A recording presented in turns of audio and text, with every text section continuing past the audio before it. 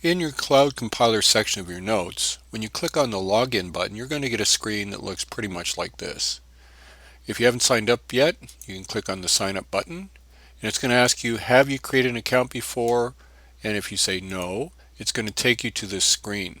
Now it's going to ask you to fill in all this information and to click on these two buttons. I agree to ARM's terms and conditions, and I confirm I've read and accepted ARM's privacy policy. When you do that, you should be able to log in and get to the Cloud Compiler, and it should give you a screen like this. As it says that there is no device selected. And what that means is we have to select a device that we're going to compile for. So I'm just going to click on this button, and it's going to come back here to say you haven't selected a platform yet. Select a platform, and then we can come down here and hit the plus button, and it's going to take us to the platforms page. On the platforms page, if we scroll down, we're going to get to the processor that we want, which is this guy, the Freedom K64.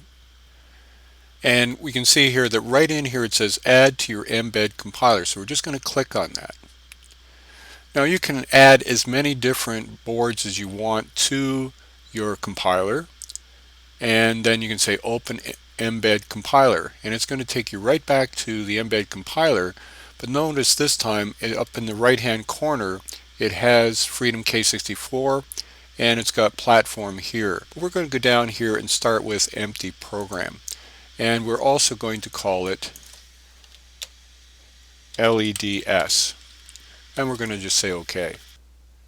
Now that we have a project folder, what we want to do is right mouse click and say new file, and what we want to do is type RGB_LEDS.cpp, and we're going to say OK.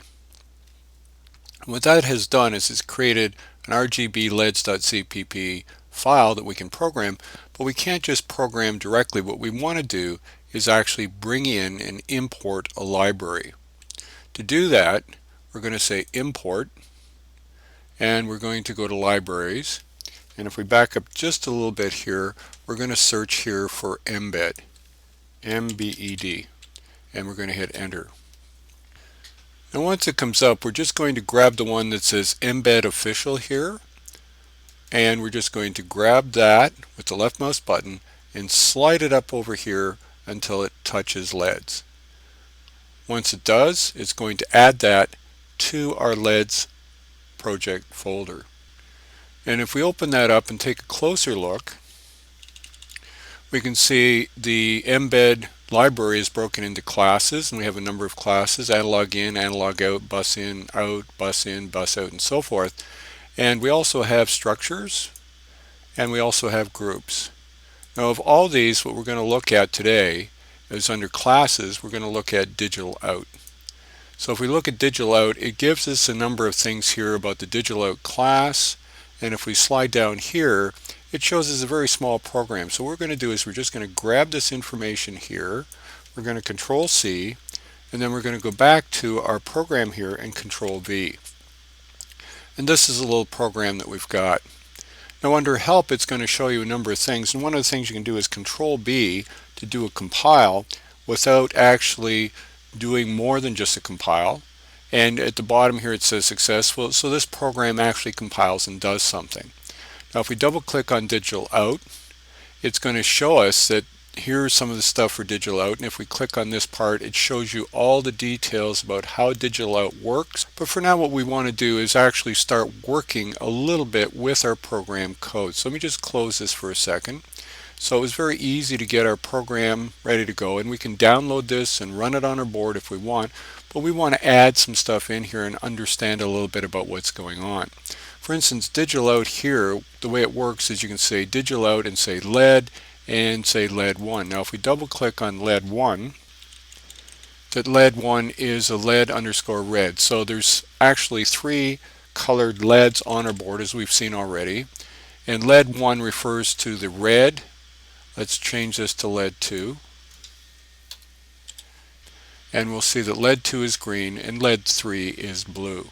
So it depends on which color LED you want to work with, but we have 3 different LEDs: LED 1, LED 2, and LED 3, and these are pretty standard names for our embed stuff. So let's go back to our RedLed and just deal with RedLed, but we know that whatever name we give this, let's zoom in a little bit here, whatever name we give this will refer to that particular lead. So lead 1 is our RedLed and so forth. So let's make note of that by saying red underscore lead.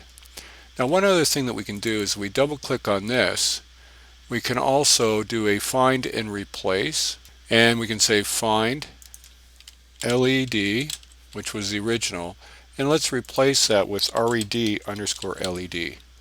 So if we say find, we don't want that one, let's find again, we want to replace that one, and we want to replace that one. And let's do a control B again to make sure that our code is still going to work. And it does say success. At this point, let's do a full compile.